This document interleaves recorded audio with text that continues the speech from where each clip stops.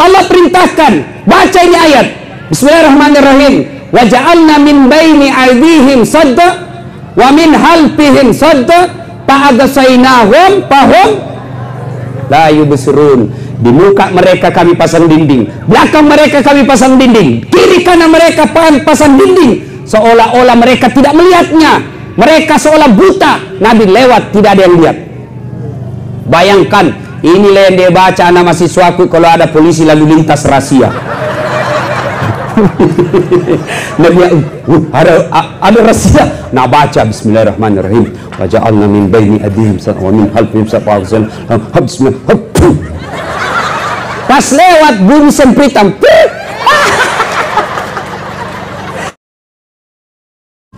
Insya Allah kita tidak akan mati dalam keadaan lagi berzina. Selingkuh kena serangan jantung, mati. Insya Allah tidak. Insya Allah kita tidak akan mati lagi sabung ayam didapat sama Kapolsek, kejar, tembak kakinya, kepalanya nak kena, mati kafir. Lagi judi. Insya Allah kita tidak akan mati lagi pegang uang korupsi.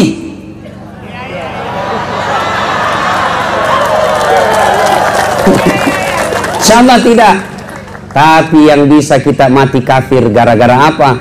Baru saja kita makan barang haram, dagang, nipu pembeli.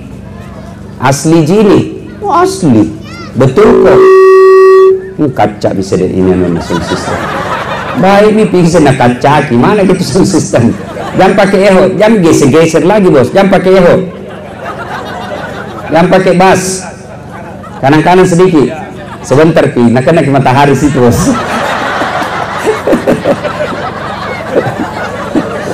Ini, ya, nih kaca-kaca. Sudah nih, bagus nih. Ya, Insya Allah kita tidak akan mati lagi korupsi, tidak akan mati lagi berzina. Yang perlu kita ingatkan, jangan sampai baru selesai makan haram. Itu hati-hati orang. Allah selalu ingatkan, bukan karena judi, bukan karena kita zina, bukan karena kita nipu, tapi apa?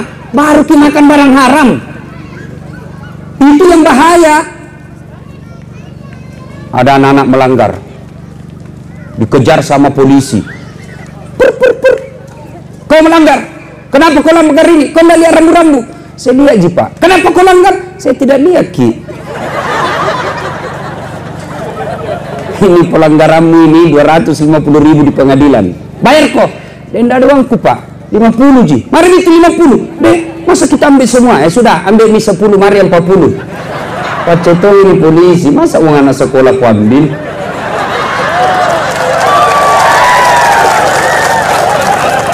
Apa itu uang anak sekolah anak bapaknya, uang anak bapaknya anak curi?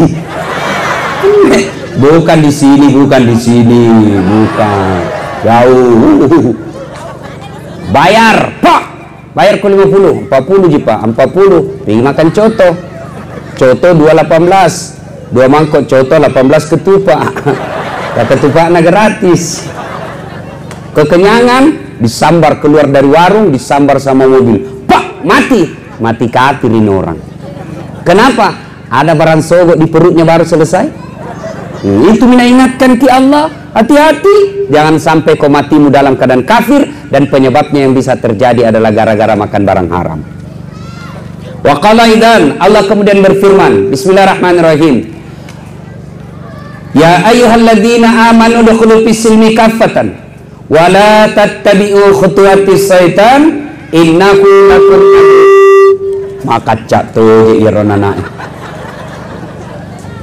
Wahai orang-orang yang beriman, masuklah engkau ke dalam Islam secara sempurna. Jangan Islam pencitraan, jangan Islam karena pil caleg. Ada caleg di sini? Istrinya Pak Wabu beda caleg. Tuh, ini kalau pil caleg itu caleg deh. Kala-kala ustaz penampilannya. Oh, pakai gamis, pakai sarung, pakai serban, pegang tasbih. Allahu Akbar. Suruh mengaji tidak nak tahu.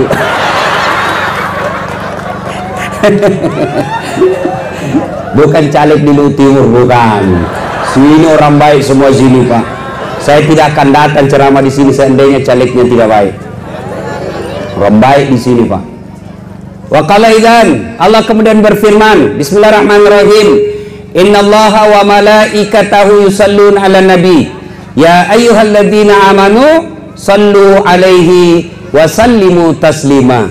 Sesungguhnya Allah dan para malaikatnya bersalawat kepada Rasulullah Muhammad sallallahu alaihi wasallam, maka wahai orang-orang yang beriman, bersalawatlah kalian kepada Rasulullah dengan sebaik-baik salawat. Ibu bapak, saudara-saudara sekalian, teristimewa yang kita hormati, Bapak Bupati dengan Wakil Bupati beserta Ibu, Ketua DPRD Kabupaten Luhut Timur beserta anggota, dan semuanya, saya mohon maaf saya tidak bisa sebut nama tak satu-satu. Di samping kasih habis waktu, juga saya tidak tahu semua nama tak. Bayangkan kalau ku sebut satu-satu ini habis waktu. Sebelum saya lanjut ceramah, itu yang pegang HP, simpan dulu HP tak. Simpan dulu, itu namanya setan kota. Simpan dulu. Sebentar pilih lagi foto-foto. Sebentar pilih. Nah, karena kalau kita foto-foto hilang konsentrasi. Simpan dulu ya, kita dengar ceramah dulu. Ya. Nabi dari lahir sampai usianya 40 tahun, masyarakat Mekah mencintai beliau. Dek gagat to kabeci, napuji mana to Mekah. Bahkan orang Mekah memberi gelar Al-Amin, yang dipercaya. Ketika belum menjadi 40 tahun, tapi ketika usianya 40 tahun, Allah kemudian takdirkan menjadi nabi dan rasul. Terima wahyu, Iqra bismi rabbikal ladzi khalaq. Setelah itu Nabi kemudian menjadi nabi dan rasul. Nabi berdakwah, la ilaha illallah, tiada Tuhan selain Allah, jangan sembah kecuali Allah, Muhammad Rasulullah, Muhammad adalah utusan Allah. Dakwah awalnya sembunyi-sembunyi, hanya dari sahabat dekat, keluarga-keluarga dekat, sembunyi-sembunyi dakwah. Tapi akhirnya kafir Quraisy pun menciumnya. Abu Jahal, Abu Lahab, Abu Sofyan, Abu Gosok mulai marah. Ini ada nabi baru ini. Ada ini Muhammad bawa ajaran baru. Tiada Tuhan selain Allah. Jangan sembah kecuali Allah. Hanya satu Tuhan. Marah Abu Jahal. Dia bilang, bagaimana caranya ini agamanya Muhammad? Masa satu Tuhan? Bagaimana mau urus kalau satu di Tuhan? Sekarang saja kita punya 4 Tuhan, nah susah tak minta ampun. Kenapa? Saat itu kafir Quraisy 4 Tuhannya. Latah, Manat, Uzza, Hubal. 4 Tuhannya. Dan mereka membuat Tuhan dibikin seperti patung. Kualitasnya tergantung tingkat ekonominya. Orang kaya bikin Tuhannya dari emas. Ada tangannya, ada kakinya, ada kepalanya, ada badannya, dibikin seperti patung, lalu disembah. Abu Jahal mulai gelisah. Ini Muhammad makin hari makin berdakwah dengan terang-terangan. Akhirnya, setelah Islamnya Abu Bakar, Umar bin Khattab, Umar masuk Islam. Tadinya keluar rumah mau membunuh Nabi. Dia bawa pedangnya, dia menuju ke rumahnya Nabi. Dengan kuat apa? Saya bunuh itu Muhammad. Kenapa? Gara-gara Muhammad kita di Mekah berpecah belah. Gara-gara Muhammad adik kakak bermusuhan. Gara-gara Muhammad bapak sama anak baku lawan. Gara-gara Muhammad suami istri bertengkar. Berpecah belah kita di Mekah ini. Umar marah. Dia mau pergi bunuh Muhammad. Di jalan ketemu sama temannya. Umar, mau kau pergi mana? Saya mau pergi bunuh itu Muhammad. Tidak salah. Maksudmu? Kenapa tahu aku mau bunuh Muhammad? Dan bilang gara-gara dia orang berpecah belah. Masa Muhammad mau kau bunuh adikmu sudah lebih dulu masuk Islam? Maksudmu apa? Itu pati adikmu sudah masuk Islam. Tojengko, betulkah? Balik haluan Umar. Tidak jadi ke rumahnya Muhammad, dia datangi rumahnya. Adiknya, Fatimah. Dia ketuk pintu. Fatimah di dalam sama suaminya lagi belajar mengaji. Dia baca itu Al-Quran. Langsung, siapa? Umar. malah ngasih di dalam, mati nih, kacau ini. Kacau ini, mapasimun sing Umar ini. Begitu Umar buka pintu rumahnya, dia angkat itu iparnya, dia cekek lehernya, dia banting. Ternyata kok masuk Islam rupanya sembunyi-sembunyi. Adiknya si Fatimah, dia lihat suaminya kok dibanting, sesak napas, dicekek lehernya, dia tarik Umar. Umar, jangan kau mati suamiku, kau juga jangan kau banyak bicara situ. Disikut, tempeleng adiknya, robek bibirnya, jatuh. Fatimah lalu berkata, Umar, kenapa kah? Saya masuk Islam. Marah kok. Marah kok kalau mau kau marah. Kau bisa kuasai fisikku, kau bisa jaga fisikku, tapi kau tidak bisa hancurkan akidahku. La ilaha illallah Muhammadar Rasulullah. Umar kaget. Barusannya ini adikku lawan kak. Akhirnya Umar mundur, duduk sambil merenung. Pasti ada sesuatu ini. Barusannya ini adikku lawan kak. Duduk dia merenung. Dia ingin menenangkan hati adiknya. Minta maaf kak adek, saya hilap. Jangan kau sentuh saya, kau kafir. Adiknya makin kelihatan tegasnya. Duduklah dia. Tiba-tiba dibawa kain, dibawa tempat duduknya itu Fatimah, dilihat ada gundukan-gundukan. Apa? Tulisan Al-Quran yang ditulis di kulit unta. Umar bilang, apa itu? Kitab suci. Nabi bilang, Umar, kasih lihat saya kak. Tidak boleh. Ini tidak boleh disentuh orang kafir. Kasih lihat mah dulu. Sekena ini. Nggak, tentu dalam riwayat tidak Nabi bilang sekena ini. Ini bahasanya Ustaz Das'ad. Supaya enak didengar toh. Ya Ustaz zaman now. Kasih lihat mah dulu, boleh lagi. Tapi piko dulu cuci tanganmu. Ini kitab suci. Tidak boleh disentuh oleh sembarangan. Umar penasaran. Dia pergi bersihkan tangannya. Lalu dikasih itu kitab. Dan dia baca. Apa yang dia baca? Surat Taha. Lalu Umar baca, wah, ini ke ayat natakutin orang kafir kita ini selama ini. Ini ke ayat yang ditakuti selama ini. Lalu barang bagus ini. Umar dapat hidayah. Langsung dia bilang, di mana Muhammad? Dia bilang, tidak, kasih tahu kok. Adiknya bilang, biar kau bunuh kan, tidak bakal saya kasih tahu kok. Kasih tahu, mak, di mana? Dia bilang, tidak mau kan, nanti kau lagi pasimbun di situ. Dia bilang, tidak, peace, damai. Akhirnya Umar balik haluan, dia datangi rumahnya Nabi. Masih dengan pedangnya. Sampailah di tempat berkumpulnya Nabi. Dia ketuk pintu Umar. Kaget orang di dalam. Dia bilang sahabat yang ada di dalam. Di dalamnya ada Nabi Muhammad SAW, ada Abu Bakar Siddiq, ada Hamzah radhiyallahu an yang lebih dulu masuk Islam. Ada beberapa sahabat di dalam. Ada juga Mu'adz bin Jabal. Ketuk, kaget orang semua di dalam. Umar, mati nih. Dia bawa pedang. Nabi bilang, Hamzah, buka. Karena Hamzah juga preman pak, jago tongi. Dia rewatong, pamannya Nabi. Nabi bilang, Hamzah, buka. Kalau dia bermaksud baik, alhamdulillah kalau dapat hidayah, kita terima baik-baik. Kalau dia bermaksud jahat, berongi. Kebalik di dalam tuh. Diberongi kalau macam-macam nih. Buka pintu. Begitu buka pintu, Hamzah langsung maju. Dia buka, dia ambil lehernya Umar, dia banting ke dinding. Kenapa kau datang ke sini bawa pedang? Nabi bilang, Umar, peace, damai. Saya bukan mau bikin kacau, bos. Dia bilang, Umar, aina Muhammad? Mana Muhammad? Langsung kedengaran suara dari kamar. Nabi berkata, kasih jalan. Ya Umar, mari. Disambut. Lalu Umar berkata apa? Ya Muhammad, saksikan la ilaha illallah Muhammadar Rasulullah. Tiada Tuhan selain Allah dan Muhammad adalah Rasul Allah. Sahabat yang hadir pada saat itu langsung takbir, Allahu Akbar, Allahu Akbar, Allahu Akbar. Lalu Umar berikrar, kalian semua lebih dulu masuk Islam. Saya akan kejar ketinggalanku. Mulai hari ini saya akan lakukan sebaik-baiknya untuk membela agama Allah. Lalu Umar punya usul. Ya Muhammad, kenapa Umar?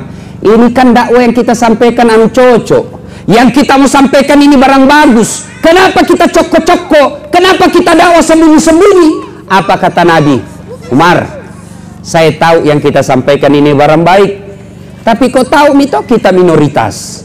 Kita sedikit di sini di Mekah, mereka banyak. Kalau kita dakwah terang-terang, habis kita. Napas sakit. Apa kata Umar? Tenangki Nabi. Nakke pallapi arona.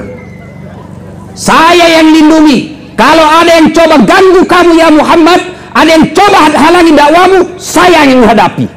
Kenapa? Di Mekah memang pada saat itu Pak, tidak ada yang kali Umar berkelahi. Maknanya Pak, itu yang jago-jago berkelahi bersahabat ki sama ustaz. Jo paremang-paremang kah, yang banyak tatonya, sahabat ki ustaz. Lindungi ustaz. Jangan malah dipersekusi, jangan dikejar-kejar, jangan malah dilarang dakwah. Pakai aparat untuk mengganggu dakwah. Kau bisa berkuasa 5 tahun, paling lama 10 tahun, tapi nak tunggu kau malah kalah maut. Pas sangkai ke domu. Akhirnya mulailah Nabi dakwah terang-terangan. Sebelum Umar masuk Islam, dakwah sembunyi-sembunyi. Setelah Umar masuk Islam, dakwah kemudian dilakukan terang-terangan, bahkan secara terbuka. Kalau tadinya Nabi sembunyi-sembunyi, kemudian setelah Umar masuk Islam, sahabat kelilingi Ka'bah sambil mengucapkan la ilaha illallah, la ilaha illallah. Mereka bergerombol. Melihat ini, Nabi dan para sahabat keliling Ka'bah sambil tahlil la ilaha illallah, la ilaha illallah. Didengar sama Abu Jahal yang lagi rapat. Nabi bilang Abu Jahal, kurang ajar, berani nih, terang-terangan nih. Abu Jahal keluar, dia mau hampiri Muhammad, dia mau hantam Muhammad, tiba-tiba ditarik sama Abu Lahab. Hehehe, hati-hati kok, ada Umar di dalam, bisa kelawan Umar. Ya tadinya mau maju, mundur. Aku ada singa lapar. Mundur. Akhirnya mereka tidak bisa ngapain setelah ada Umar bin Khattab. Suatu ketika mereka rapat. Abu Jahal, Abu Lahab, Abu Sufyan rapat. Saudara-saudara sekalian, Muhammad ini pergerakannya semakin agresif. Muhammad dakwanya semakin terbuka, makin banyak pengikutnya. Kita apa ini? Bahaya agama nenek moyang kita, terancam. Ada yang usul. Ketua sidang, apa? Bagaimana kalau kita kumpul uang, sogok Muhammad? Apa Nabi bilang ketua sidang? Mohon maaf, Muhammad bukan pejabat Indonesia. Kasih uang, habis perkara. Kita juga salah, kenapa kita mau kasih uang? Sama-sama aja iki. Nabi bilang salah orang pejabat, ustaz mau disogok, biar dia mau sogok, kalau tidak ada yang sogok sama aja ki. Kita juga ibu-ibu, kalau pilkada mau semua jadi ambil jilbab, sogok juga semua itu. Kalau begitu tolak ini, tidak mempan kau kasih duit. Kalau begitu cari cewek paling cantik, bawa ke Muhammad untuk dikasih hadiah Muhammad. Apalagi Nabi bilang ketua sidang, tidak mempan bos, Muhammad bukan pejabat Indonesia, kasih perempuan hijau matanya. Kalau begitu bagaimana? Oke, kalau begitu kita kasih jabatan paling tinggi Muhammad, kita lantik dia sebagai raja di kota Makkah ini, dia sebagai pemimpin utama. Apa dia bilang? Tidak mempan kau sebut jabatan, sudahlah, tidak ada itu, uang tidak mempan, wanita tidak mempan, jabatan tidak mempan. Kita tidak tahu diapain ini Muhammad supaya berhenti dakwah. Tiba-tiba dari belakang ada anak muda usul, Pak Ketua begini, apa? Jami banyak bicara, unumawan nih, bunuh saja. Dia bilang ini ketua sidang, masalahnya Muhammad juga ada sukunya, dia punya Bani Hashim. Kalau Muhammad dibunuh pasti ngamuk Bani Hashim. Sama lah kira-kira kalau kita di sini kan ada Jawa, ada Bugis, ada Makassar, ada Toraja, ada Ndrekang. Ya kira-kira satulah suku. Nah bilang kalau dibunuh suku yang lain ngamuk. Gampang. Supaya dia tidak macam-macam ini Bani Hashim diborongi. Semua kepala suku diajak kita supaya kalau marah Bani Hashim diborongi sama suku yang ada di sini. Bagaimana? Setuju? Setuju. Cocok kita wah. Kapan? Jangan lama-lama. Besok malam. Oke. Rapat memutuskan. Muhammad besok malam diadakan pembunuhan. Rapat memutuskan ini rahasia negara, tidak boleh ada yang bocorkan. Setuju? Setuju. Siapa yang bocorkan kita pancung kepalanya. Setuju? Setuju. Rahasia negara. salah seorang bapak-bapak peserta rapat tidur sama istrinya. Depi cerita sama istrinya, ibu baru datang rapat, terus ada rahasia ini sebenarnya, tapi ndak boka kasih tahu kok nanti bocor. Dia bilang, tidak Ji, apakah? Tapi jangan kau ngomong-ngomong lah, janji memang kok. Iya tidak, apa? Besok malam Muhammad mau disergap, Muhammad mau dibunuh, tapi janji kau aja kau cerita. Aman, rahasia negara terpelihara. Sudah, ini ibu yang sudah dikasih tahu, besok pergi pasar. Ketemu sama ibu-ibu. Nah panggil temannya. Apa? Apa kak? Rahasia cepat kok. Tapi jangan kau ngomong-ngomong. Apa? Jangan kau janji kau ada ngomong. Iya apa? Muhammad sebentar malam mau dibunuh. Tapi jangan kau ngomong. Aman, rahasia negara. Sudah dikasih tahu ini tadi, pergi lagi sama tetangganya. Sini kau dulu. Apa? Rahasia nak? Jangan kau ngomong-ngomong. Ternyata akhirnya bocor. Dari dulu ternyata perempuan tidak boleh dikasih tahu rahasia negara. Pasti bocor. Maka Pak Bupati, Wakil Bupati, Ketua DPR, Pak Camat, jangan kasih tahu rahasia jabatan ke istri. Pasti bocor itu. Ngomi ditanda tangan SK, tiba-tiba ibu keberatan, akhirnya ndak jadi. Berapa kasus seperti itu. Kita baik sama bupati, ternyata istri bupati yang marah. Kadang-kadang begitu. Ya, maka rahasia negara simpan baik-baik, jangan kasih perempuan. Kalau nak tahu bocor nih. Fitrahnya memang perempuan itu begitu. Coba kalau pengajian begini itu banyak itu rahasia beredar. Dia nak cerita tapi bibirnya mulai itu orang baru masuk nak lihat dulu. Mulai dari ujung rambutnya sampai ujung kakinya nak lihat semua. Betul nama cerita tapi bibirnya dong. Kayak itu ibu biasa selia. Nah dia itu dengan muka yang sinis. Dia tidak gobok tapi mukanya. Iya tuh ibu. Ya, ya. Coba. Saya pun nacalah. Nah bilang ada bisa diistasi itu bajunya tahun lalu. Padahal dia tidak tahu banyak bajuku begini bu. Bapak saudara-saudara sekalian, akhirnya satu Mekah tahu yang tadinya tidak boleh bocor, akhirnya bocor gara-gara ulah perempuan. Nabi pun tahu pak. Dari mana Nabi tahu? Dari intel, ya, kepala BIN. Siapa? Malaikat. Muhammad, sebentar malam akan ada penyergapan. Hati-hati kok, dimengerti, ganti korek, siap, di kopi, lapang 6. Disergaplah, dikepunglah rumahnya Nabi.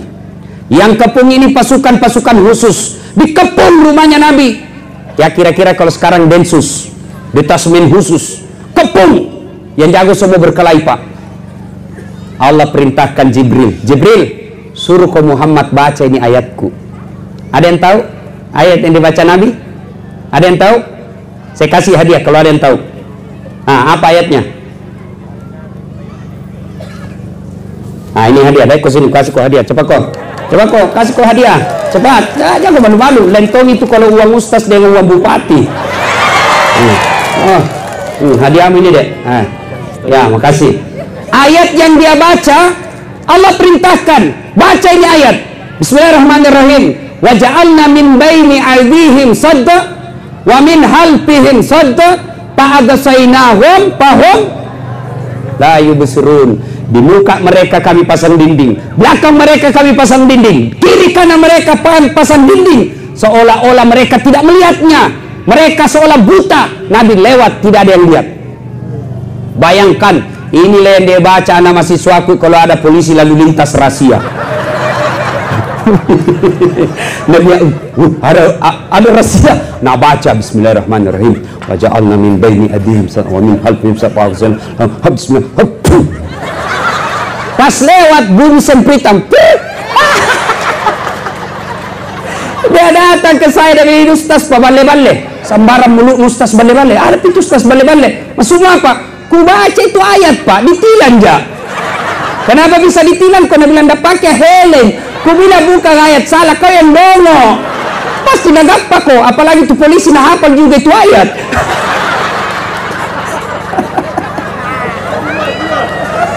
Ada bapak-bapak juga dan coba tunggu. 3 malam baru datang. Padahal istrinya sudah tunggu dari mana baca deh. Kamu baca kok tuh.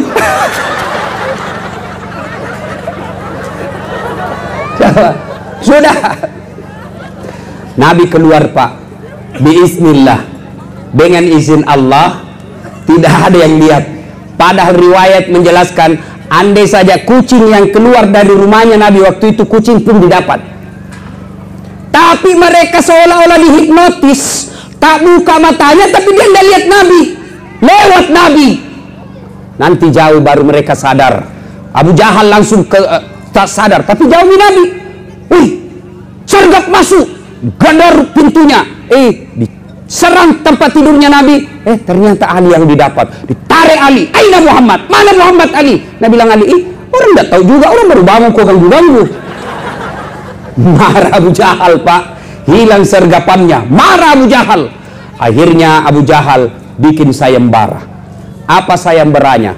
Saudara-saudara sekalian bangsa Mekah, saudara-saudara sekalian penduduk Mekah, siapa yang mendapat Muhammad dalam keadaan hidup atau mati, saya kasih hadiah onta betina yang hamil. Onta betina hamil tidak ada suaminya. Onta hamil tidak ada suaminya.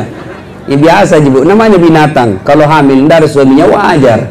Tapi sekarang tuh banyak tuh perempuan mau sayang sama unta. Hamil tidak ada suaminya deh, beleng-beleng. Nikah kok baik-baik.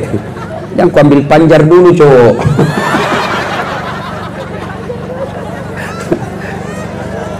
Tahu ndak itu Pak?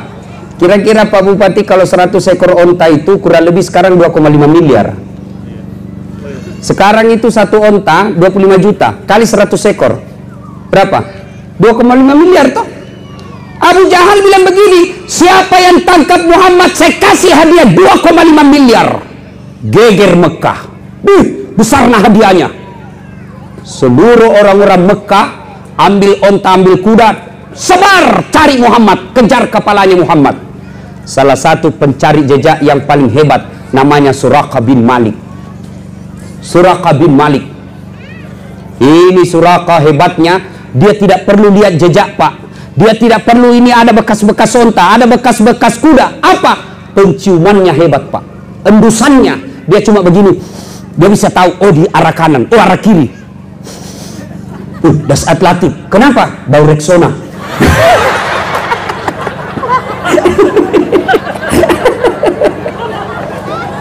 Cium lagi. Wakil Bupati, kenapa? Minyak rambut Rix. Minyak rambut zaman dulu. Lavender. Saya itu lavender, laki-laki penderita.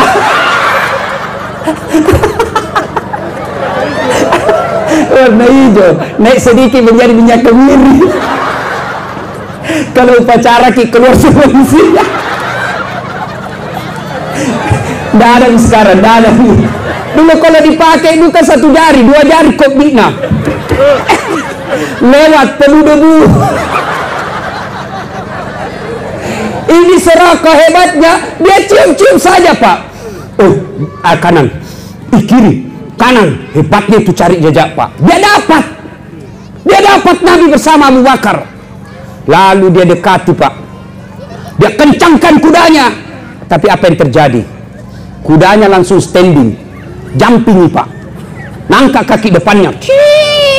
Jatuh Suraqah. Naik lagi. Mau dikejar, jatuh lagi sampai 3 kali. 3 kali terulang. Suraqah berkata, bukan orang sembarang ini. Barusannya ada seperti ini. Selama ini siapa yang saya cari pasti dapat, saya berhasil bunuh. Tapi ini kok tidak bisa. Dia ulang sampai 3 kali. Lalu dia berkata, itu yang masih orang dilindungi ini. Akhirnya apa? Dia berteriak dan dia dekati Abu Bakar. Ya Abu Bakar, sampaikan kepada temanmu itu, maksudnya kepada Nabi. Abu Jahal bikin pengumuman. Kepalanya itu saudaramu, sahabatmu, itu hadiahnya 100 ekor onta. Semua orang-orang yang benci sekarang lagi cari kamu. Sembunyi kau cepat. Ini ada bekal saya bawa. bekal yang saya bawa untuk mengejar kamu, karena bawa bekal karena mau perjalanan jauh, ini ambil, kau nikmati. Lalu Suraqah berkata, la ilaha illallah Muhammad Rasulullah, tiada Tuhan selain Allah, Muhammad Rasulullah. Ambil ini bekalku, hari ini saya masuk Islam. Ya Abu Bakar, ambil ini. Lalu Nabi berkata, ya Suraqah, kalau kau betul menolong kami, tolong bantu saya bagaimana caranya supaya itu yang carikan dan dapat, Kak. Baik kalau begitu. Suraqah termasuk Umar bin Khattab keluar rumah ini membunuh Nabi, keluar rumahnya murka, keluar rumahnya jengkel, tapi pulang dapat hidayah. Kita sebagian umat Islam keluar rumah bawa dalam keadaan Islam, tapi pulang bawa murka Allah. Berapa banyak orang sholat subuh dimulai pagi hari, sholat duha di pagi hari, keluar rumahnya, tapi apa dia bawa pulang? Murka Allah. Apa dia bawa? Murka Allah. Bawa barang haram. Suraqah bin Malik, Umar bin Khattab keluar dalam keadaan marah, jengkel, dapat hidayah pulang ke rumahnya. Mudah-mudahan kita ini Pak pulang pengajian juga bawa hidayah pulang ke rumah. Jangan sampai kita kurang dari sini tidak ada hidayah yang kita bawa pulang. Akhirnya Suraqah balik ketemu sama yang mau mengejar Nabi. Nabi bilang Suraqah, cikali ajak mulalo ke. Dek nagaga, kurang mulalo, saya sudah sisir ini. Tidak ada Muhammad di sini. Sudah mau, jangan kau lewat sini. Orang semua percaya karena Suraqah orang hebat. Akhirnya mereka pulang. Tapi Abu Jahal tidak putus asa. Tetap saja dia kejar. Akhirnya Nabi masuk ke Gua Zur. Tahu Gua Zur, Pak? Ibu bapak yang pernah ke Tanah Suci, biasanya kan kalau kita wisata, tur, itu kan dikasih dibawa di situ di atas gunung, dibawa gunung, ditunjukkan oh itu Gua Zur. Disitulah Nabi dulu bersembunyi waktu dikejar. Gua Zur saya pernah naik, Pak, kurang lebih 3 jam baru kita sampai. Ya, itu kalau kita berdiri di depannya mulut gua, begini kiliai, pasti didapat itu orang sembunyi di dalam, pasti didapat.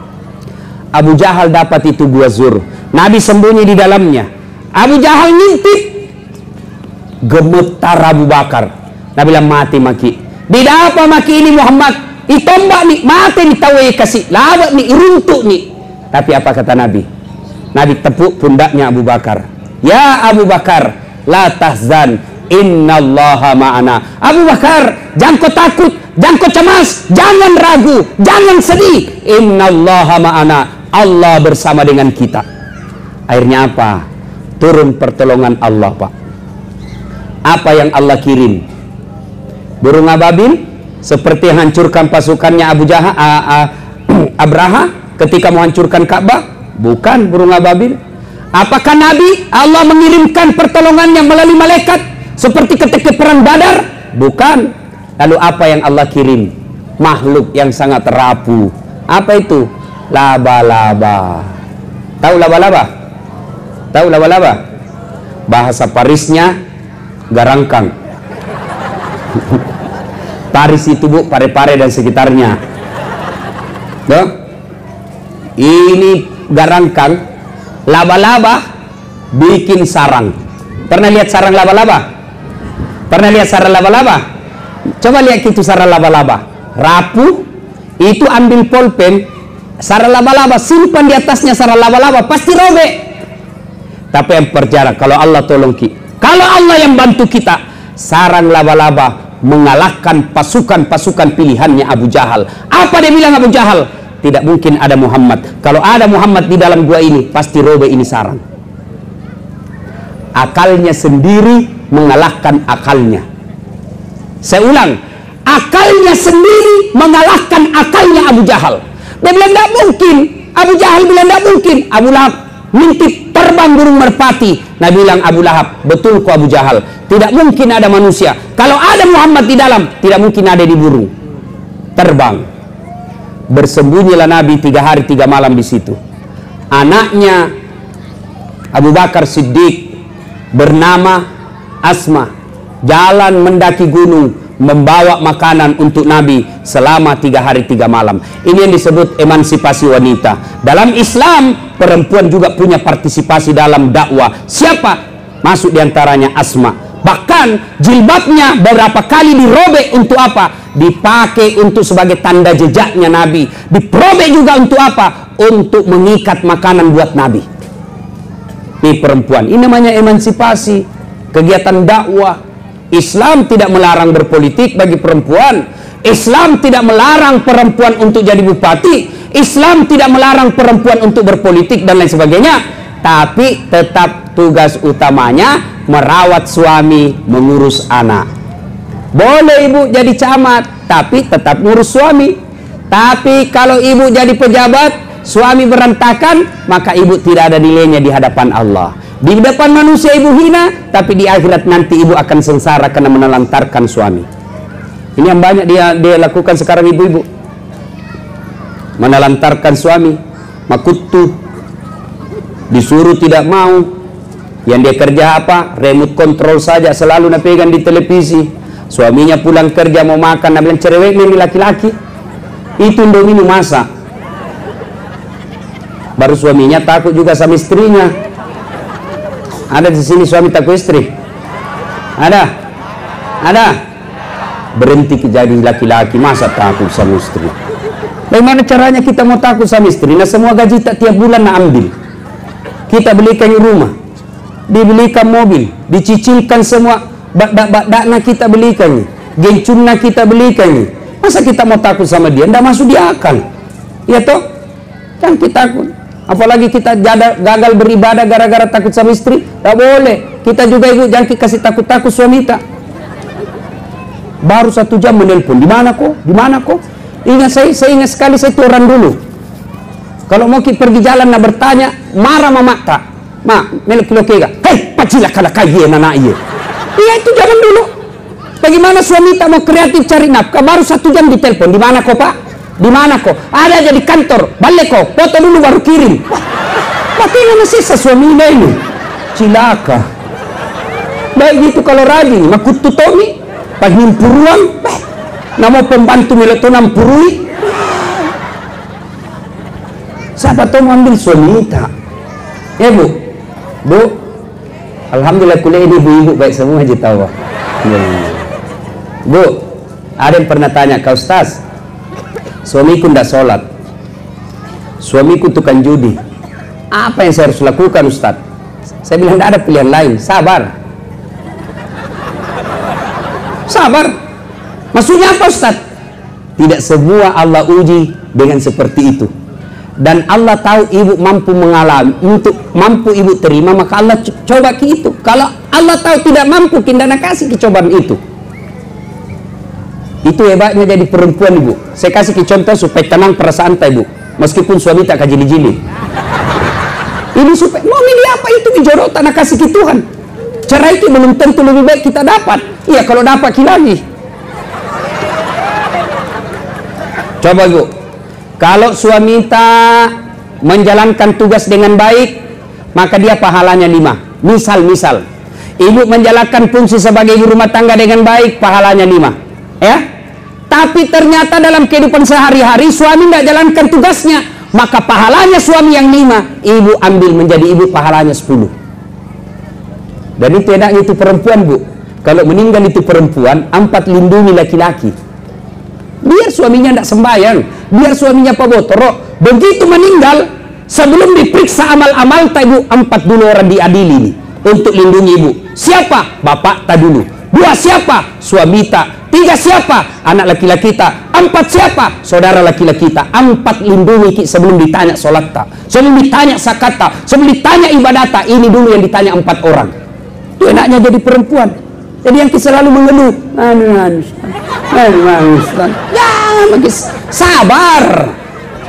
Rahasia tentang sabar. Rugi ibu bapak yang tidak hadir nanti sebentar malam. Saya akan bahas tentang Nabi Ayub, hebatnya dalam bersabar. Di mana ke pengajian sebentar malam? Wandula. Datang ki ibu. Rugi ki kalau tidak datang ki sebentar malam. Jauh Wandula. Deh kalau artis datang. Nah sudah bapak ibu. Bu, kalau suami kita tidak bagus, ibu nanti tetap masuk surga. Itu enaknya jadi perempuan. Beda kami laki-laki, susah ibu masuk surga.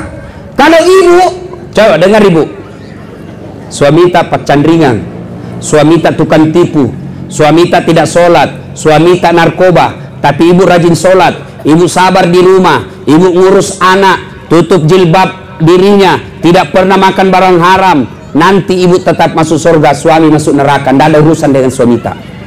Bahkan Nabi jelaskan, kalau kau sabar, kau sholat, kau menunaikan ibadah puasa, kau lindungi harga dirimu, kau tetap patuh kepada Allah, kata Nabi, tadkhulul jannati bisalam. Ini 7 pintu surga ibu, pilih maka mana kau suka masuki. Coba enaknya.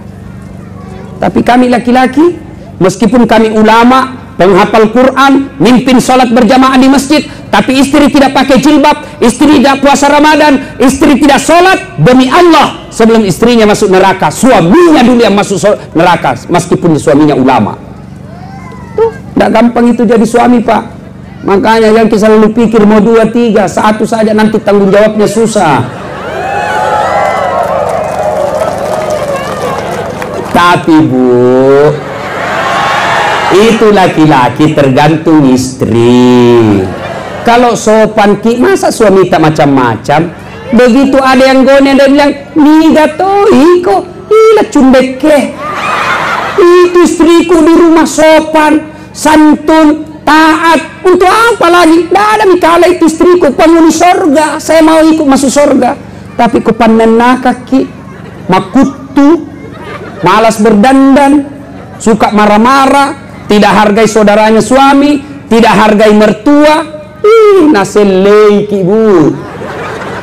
Tapi coba kalau sopan kita sama mertua tak, kita hormati mertua tak, kita hormati saudaranya. Datang mau macam-macam suaminya mau menikah, mertua tak pembela. Apalagi kau mau kawin, belum tentu kau dapat perempuan lebih baik dari itu. Coba kau lihat itu istrimu, saya belum bangun sudah siap sarapan, tidak pernah kasar bicara, tidak pernah kau nak bantah. Apalagi kau cari kau itu. Haram air susuku kalau mau kau kawin lagi. Nah, mertua tak bela ki. Tapi kalau mertua tak tidak dihormati, datang sambil marah-marah ki, banting pintu, tanya kapan ki pulang.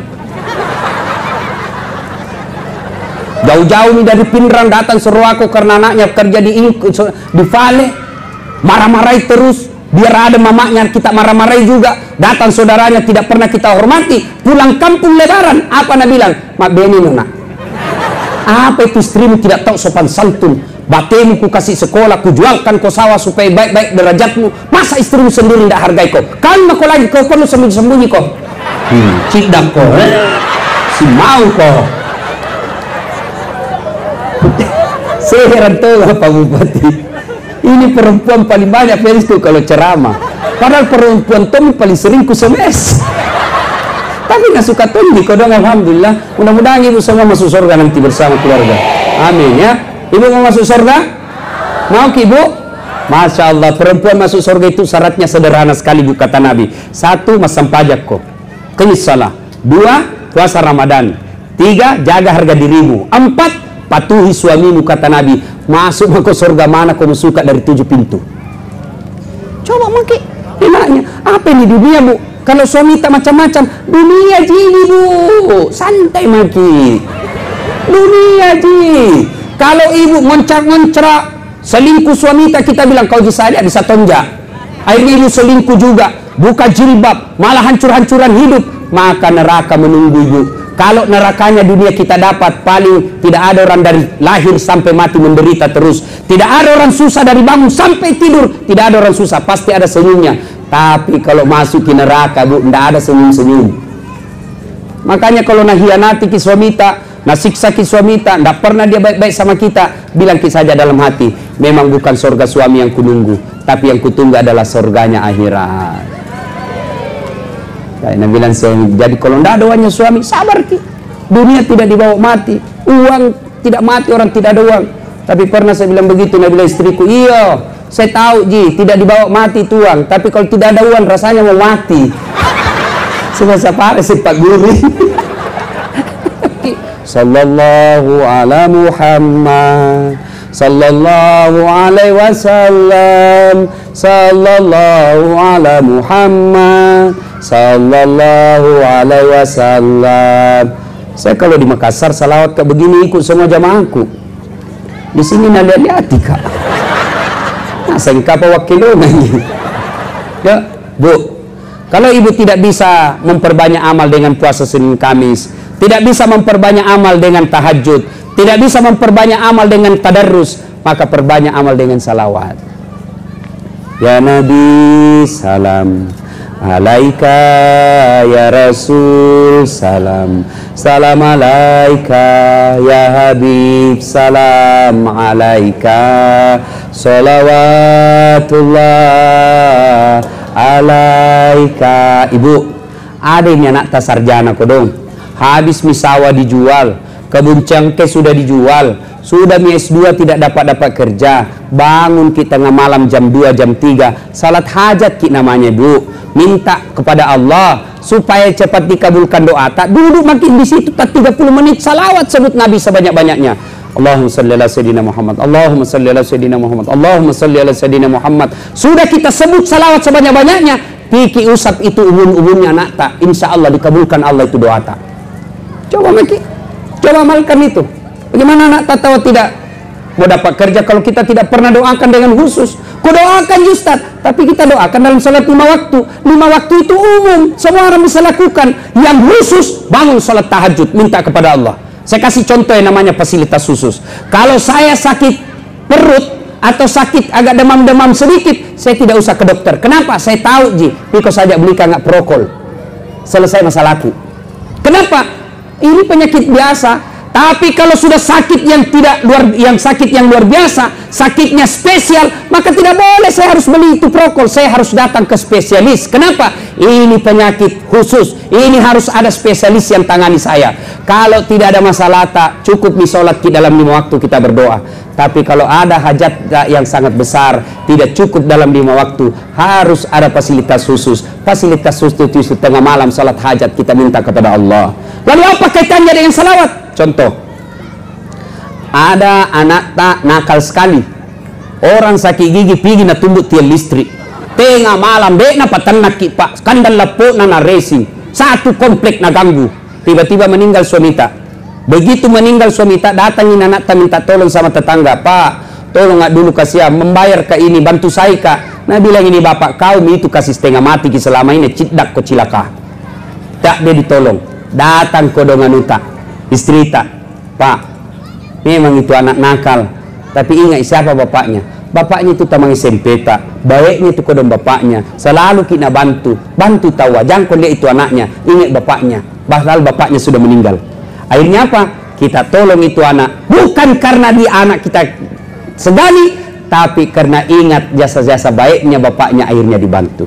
Demikian juga dalam berdoa. Kalau Allah lihat dosa dan kesalahan tak, tidak mungkin istri tak kita tipu, makanan kita kadang kala haram, orang tetangga kita bohongi, Allah mau dengar doa tak, tidak mungkin. Tapi karena kita sebut namanya kekasih Allah, namanya Muhammad, kita sebut terus, akhirnya Allah dengarkan doa tak, bukan karena lihat bapak, tapi karena cintanya Allah kepada Nabi.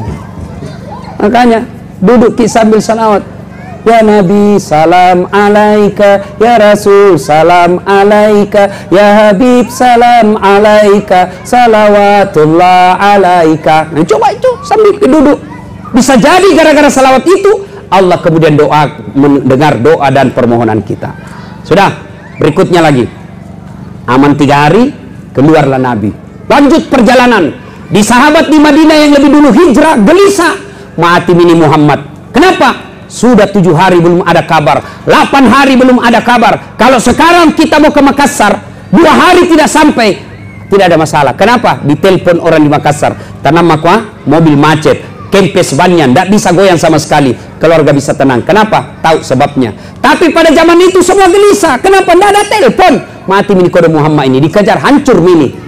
Kejar-kejar. Tunggu-tunggu, 9 hari tidak ada kabar, 10 hari tidak kabar. Makkah Madinah 500 km, hari ke-11 barulah ada kelihatan. Tunggu-tunggu, di jauh kejauhan tampak ada seperti kalau kuda lahir di padang, kan ada itu debu yang terbang-terbang. Lalu sahabat berkata, ada terbang-terbang debu, mungkin Nabi. Daki makin dekat kelihatan. Abu Bakar bersama Nabi, maka disambutlah. Tala al-badru alaina min saniyatil wada. Nah, sampailah Nabi, kemudian Nabi diajak, ya Rasulullah, Bermalamlah di rumah saya, kata sahabat yang dari Mekah, dari Madinah. Ya Rasulullah, rumahku lebih besar. Ada lagi yang satu, ya Rasulullah, rumahku, ambil sekalian rumahku. Ada sahabat Nabi namanya Abu Ayyub Al-Ansari. Itulah yang diterima Nabi. Nabi dihidangkan, dijamu dengan baik. Lalu Nabi berkata, tergantung ontaku, di mana dia singgah, di situ saya bermalam. Ontanya Nabi namanya Kaswa. Nabi itu Pak, semua aksesoris hidupnya ada namanya. Tongkatnya dia kasih nama Ainun. Ya, semua ada nama-namanya Pak. Maka salah dan keliru orang yang mengatakan apa arti sebuah nama. Coba kalau tidak ada semua nama mata di sini. Coba Mi, bagaimana kita kupanggil? Coba kalau ini semua caleg tidak ada namanya. Nah, bagaimana dicoblos? Kalau tidak ada nama, bagaimana kita kampanye? Bodoh itu orang kalau orang bilang apa arti sebuah nama. Sebut bina mata, paling tidak dua ku tahu, agama dengan suku. Sebut bina mata. Abdurrahman, Muslim. Coba nama, suku, saya bisa tahu. Siapa namamu? Ambot Dalle, pasti Bugis. Ambot Dalle, tidak mungkin Jawa. Mana Jawa Ambot Dalle? Kalau Margono, iya. Masa Jawa Ambot Dalle? Itu orang Bugis itu ada tuh. Saya ingin sama Udin sedunia. Ada tuh namanya Ambok sedunia. Ambok yang banyak rezekinya, Ambot Dalle. Ambok yang untung terus bisnisnya, Ambok Upe. Ambok tidak pernah lolos, Ambok Sakka. Ambok yang banyak di bengkel, Ambok Tang.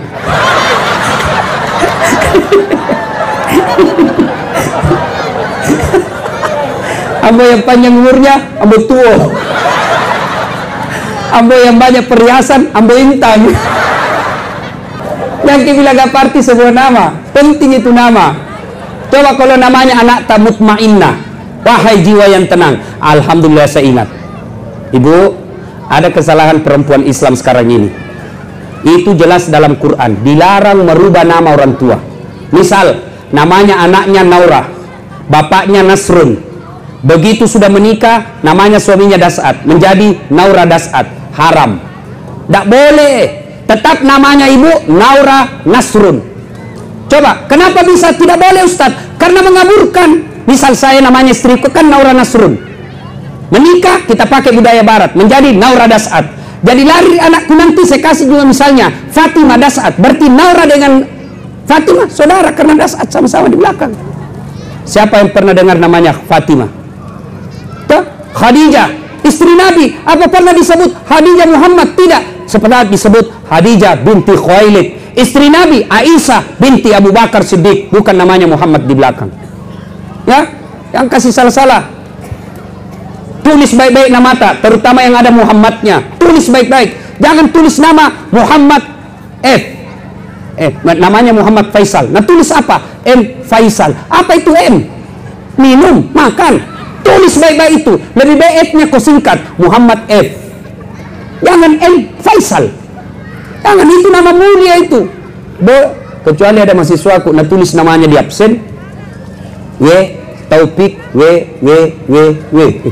Banyak nawena, tulis kok panjang-panjang itu. Nah potongkan kok kambing. Tulis, nah bilang tak namu ayat saya Ustaz. Siapa itu? Nah tulis.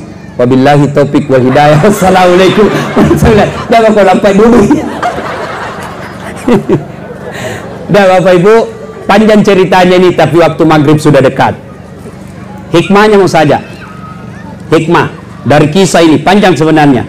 Satu, kenapa Nabi hijrah dari Mekah ke Madinah? Ditinggalkan kampung halamannya, ditinggalkan rumahnya, bahkan ada orang yang ditinggalkan saudaranya. Untuk apa? Mempertahankan iman. Iman barang yang mahal.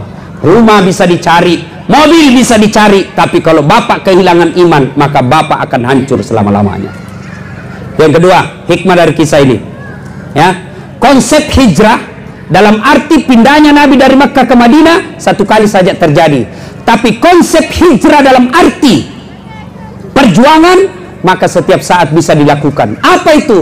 Hijrah itu dari yang dilarang menjadi yang dibenarkan. Bahasa gampangnya, hijrah itu adalah taubat. Nah, bapak-bapak ini yang di depan saya yang sudah tua-tua, yang sudah hijrah ini, yang sudah usia-usia sakaratul maut. Kalau usia sakaratul maut begitu Pak, kalau putih rambut tak. Hijrah apa? Bertaubat. Gimana cara bertobat Ustaz? Ada dua. Satu, tobat bilisan. Bagaimana caranya? Perbanyak istighfar. Astagfirullahaladzim azim wa atubu ilaihi. La ilaha illa anta. Subhanaka inni kuntu minadz zalimin. Itu kita ulang. Lagi berdiri-diri di sini menunggu salat maghrib. Tiba-tiba ada cewek lihat, lewat. Kelihatan pahanya. Apa diucapkan? Bukan alhamdulillah, itu akan lolo ini. Pikir salah sih. Apa diucapkan? Subhanallah, maha suci Allah yang menciptakan keindahan itu.